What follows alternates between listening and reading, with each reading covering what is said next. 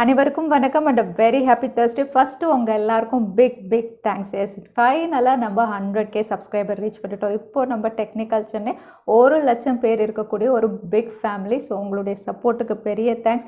ஒரு வாரமாக எல்லாருமே வந்து 100K ரீச் பண்ண போகிறோம் டைப் பண்ணிட்டு இருந்தீங்க. நேற்று எல்லாருமே கங்க்ராட்ஸ் அக்கா அப்படின்னு சொல்லி டைப் பண்ணிட்டு இருந்தீங்க. ஒரு கமெண்ட் படிக்கும்போது வந்து அவ்வளோ சந்தோஷம், சொல்லவே முடியாது, அவ்வளோ ஹாப்பினஸ். ஸோ இதுக்கு காரணம் அப்படின்னு பார்த்தீங்கன்னா கண்டிப்பாக நீங்கள் தான். ஏன்னா யூடியூப் உங்கள் எல்லாருக்குமே தெரியும், ரொம்பவே காம்படிட்டிவ். டெக் ஃபீல்டு அதை விட காம்படிட்டிவ். ஸோ இதில் 1 lakh சப்ஸ்கிரைபர் அப்படின்னு சொன்னால் வந்து கண்டிப்பாக வந்து இதுக்கு காரணம் நீங்கள் தான். So big thanks. எல்லா சப்போர்ட்டர்ஸ்க்கும் வந்து பிக் தேங்க்ஸ். அது மட்டும் இல்லை, இதை கண்டிப்பாக நம்ம செலிப்ரேட் பண்ணணும். ஒரு பெரிய கிவ்அவேவும் இருக்குது. ஸோ அந்த கிவ்அவே பற்றின டீட்டெயில்ஸ் வந்து நான் ஃபர்தராக உங்ககிட்ட டிஸ்கஸ் பண்ணுறேன். இன்னும் கம்யூனிட்டி போஸ்ட்டில் போட்டால் இன்னும் பெட்டராக இருக்கும். இந்த நோட்டோட எனக்கு லேட்டஸ்ட் டெக் அப்டேட்ஸ் என்னென்னு பார்த்தலாம். டெக் நியூஸ் நம்பர் 429ல் இன்றைக்கும் பேடிஎம் கான்டெஸ்ட் இருக்குது. டீட்டெயில்ஸ் எப்போ மாதிரி உங்களுக்கு கீழே டிஸ்கிரிப்ஷன் பாக்ஸில் இருக்கும், நீங்கள் செக் பண்ணி பார்த்துக்கலாம். ஸோ வீடியோக்குள்ளே போகிறதுக்கு முன்னாடி இந்த சேனலை நீங்கள் முதல் முறையாக பார்க்குறதா இருந்தால் என் பேர் வானா, இது டெக்னிக்கல் சென்னை. அனைத்து டெக் செய்திகளும் தமிழில். கூகுள் லென்ஸ் ஆப் வந்து ப்ளே ஸ்டோரில் 500 மில்லியன் டவுன்லோட்ஸ் வந்து டச் பண்ணிடுச்சு. ஸோ இந்த ஆப் அப்படின்னு பார்த்தீங்கன்னா முதல்ல லான்ச் பண்ணும்போது எக்ஸ்க்ளூசிவாக பிக்சல் ஸ்மார்ட் ஃபோன்ஸ் அப்படின்னு சொல்லியிருந்தாங்க.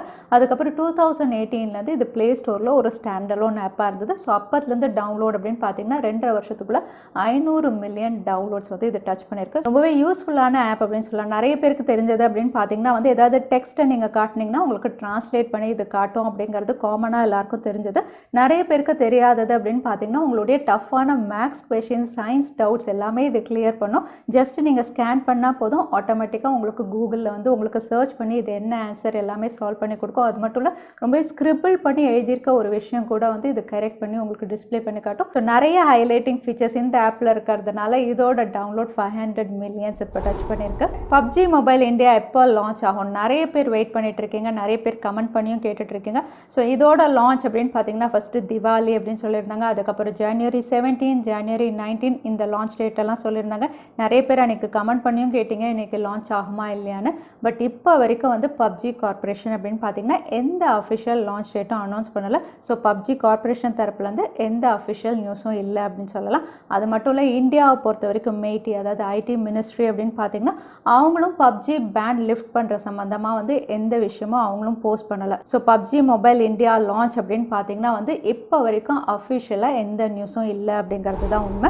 பட் PUBG மொபைல் அப்படின்னு பார்த்தீங்கன்னா கிட்டத்தட்ட 1.2 மில்லியன் அக்கௌண்ட்ஸ் வந்து பெர்மனன்ட் பேன் பண்ணியிருக்கதா தெரிய வந்திருக்கு. ஸோ இந்த பேன் அப்படின்னு பார்த்தீங்கன்னா எல்லாமே ஹேக்கர்ஸுடைய அக்கௌண்ட். இவங்க சீட் பண்ணி விளையாடினதா, அதாவது ஆட்டோ எய்மிங், அதுக்கப்புறம் எக்ஸ்ட்ரா விஷன், கேரக்டர் சேஞ்ச் பண்ணுறது, ஸ்பீடாக விளையாடுற மாதிரி வந்து நிறைய ஹேக்கிங் இவங்க பண்ணதுனால வந்து 1.2 மில்லியன் யூசர்ஸுடைய அக்கௌண்ட் வந்து பெர்மனன்ட் பேன் பண்ணியிருக்காங்க. ஸோ இந்த அக்கௌண்ட்ஸ் அப்படின்னு பார்த்தீங்கன்னா எல்லா ரேங்க் ஹோல்டர்ஸ், அதாவது bronze, gold, platinum, diamond, crown, ace, கான்கரர்னு நிறைய பேருடைய அக்கௌண்ட்ஸை வந்து பெர்மனன்ட் பேன் பண்ணியிருக்காங்க. இந்த எல்லா அக்கௌண்ட்ஸுமே வந்து ஹேக்கர்ஸுடையது சீட் பண்ணி விளையாடினதுனால. ஏர்டெல் அவங்களுடைய யூசர்ஸ்க்காக இந்தியாவில் புது டிஜிட்டல் சர்வீஸ் லான்ச் பண்ணியிருக்காங்க, ஏர்டெல் சேஃப் பே. ஸோ இந்த ஏர்டெல் சேஃப் பே அப்படின்னு பார்த்தீங்கன்னா நார்மலாக இருக்கக்கூடிய கூகுள் பே, பேடிஎம் மாதிரி தான் ஒரு டிஜிட்டல் வேலட்.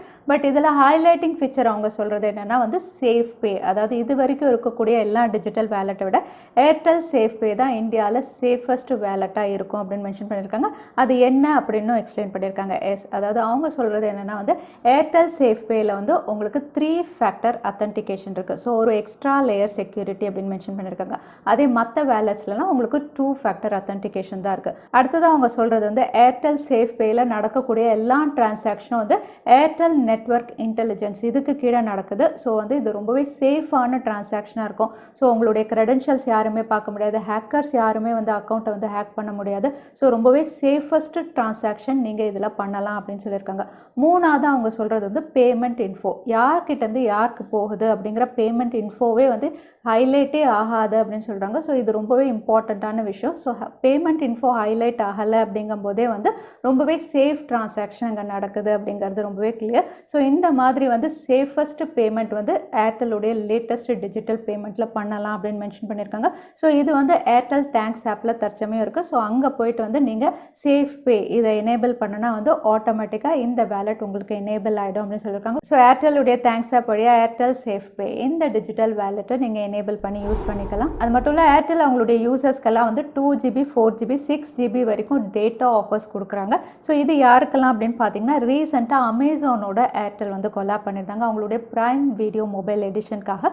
ஸோ இந்த ப்ரைம் வீடியோ மொபைல் எடிஷன் கீழே தான் வந்து இந்த ஆஃபர்ஸ் அவைலபிளாக இருக்குது. யாரெல்லாம் வந்து அன்லிமிட்டட் பிளான்ஸில் வந்து ரீசார்ஜ் பண்ணுறாங்களோ, அதாவது 28 days 56 days 84 டேஸில் வந்து ரீசார்ஜ் பண்ணுறாங்களோ அவங்களுக்குலாம் வந்து 2GB 4GB 6GB வரைக்கும் டேட்டா கூப்பன்ஸ் இருக்கும். ஒன்ஸ் ரீசார்ஜ் பண்ணதுக்கப்புறம் வந்து தேங்க்ஸ் ஆப்பில் போயிட்டு மை கூப்பன்ஸ் இதில் நீங்கள் சூஸ் பண்ணிங்கன்னா போதும் உங்களுடைய கூப்பன்ஸ் எல்லாம் நீங்கள் அங்கே ரீடம் பண்ணிக்கலாம். அது மட்டும் இல்லை சில யூசர்ஸ்க்கு வந்து 50 rupees வரைக்கும் ஆஃபரும் கொடுக்குறாங்க. இந்த மாதிரி ரீசார்ஜ் பண்ணும்போது வந்து ஆட்டோமேட்டிக்காக சில ப்ரீபெய்ட் யூசர்ஸ்க்குலாம் வந்து 50 rupees ஆஃபரும் இருக்குது. ஸோ நீங்கள் ஏர்டெல் யூஸராக இருந்தீங்கன்னா இந்த டேட்டா ஆஃபர் அதுக்கப்புறம் ₹50 கேஷ்பேக்கும் நீங்கள் செக் பண்ணி பார்த்துக்கோங்க ரீசார்ஜ் பண்ணும்போது. Xiaomi மறுபடியும் ஒரு இன்னோவேட்டிவ் ஸ்மார்ட் ஃபோன் பேட்டன்ட் வந்து ரிவீல் பண்ணியிருக்காங்க. ஸோ இந்த பேட்டன்ட் அப்படின்னு பார்த்தீங்கன்னா பாப்அப் கேமராவோட.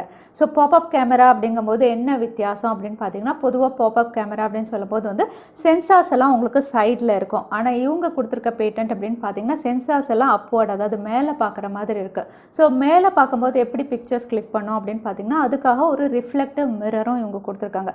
ஸோ அந்த சென்சார் வந்து அந்த மிரரில் இருக்க இமேஜ் ரிஃப்ளெக்ஷனை வச்சு தான் உங்களுக்கு இமேஜஸ் அதுக்கப்புறம் வீடியோஸும் இது ரெக்கார்ட் பண்ணும் அப்படிங்கிற மாதிரி இருக்குது. ஸோ ரொம்பவே இன்னோவேட்டிவான ஒரு கான்செப்ட். ஸோ அது மட்டும் இல்லை இது செல்ஃபி அண்ட் ரியர் சைடு ரெண்டுத்துக்குமே வந்து இதே கான்செப்டில் தான் ஒர்க் ஆகுது. ஸோ நீங்கள் வந்து இமேஜஸ் எடுக்கும்போது மிரர் அட்ஜஸ்ட் பண்ணால் போதும் உங்களுக்கு எப்படி வேணுமோ நீங்கள் இமேஜஸ் எடுத்துக்கலாம். ஒரு வித்தியாசமான கான்செப்டோட ஷாமியோடைய இந்த பாப்அப் கேமரா பேட்டன்ட் வந்து எந்த ஸ்மார்ட் ஃபோன்லேயும் உங்களுக்கு கொடுப்பாங்க அப்படின்னு தெரியல. அது மட்டும் இல்லை ஆப்பிளும் புது பயோமெட்ரிக் டெக்னாலஜி பேட்டன்ட் ஒன்று ரிவீல் பண்ணியிருக்காங்க. ஸோ இந்த பயோமெட்ரிக் டெக்னாலஜி அப்படின்னு பார்த்தீங்கன்னா வந்து பொதுவாக உங்களுக்கு ஃபிங்கர் பிரிண்ட் அதுக்கப்புறம் ஃபேஸ் டெக்னாலஜி அப்படிங்கிறது காமனாக எல்லா ஸ்மார்ட் ஃபோன்ஸ்லேயும் இருக்குது.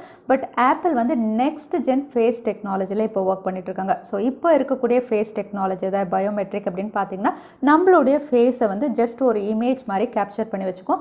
எப்போல்லாம் வந்து ஃபேஸ் அன்லாக்கோ வந்து அந்த இமேஜோட நம்ம ஃபேஸ் மேட்ச் ஆச்சுன்னா மட்டும்தான் அன்லாக் பண்ணும்.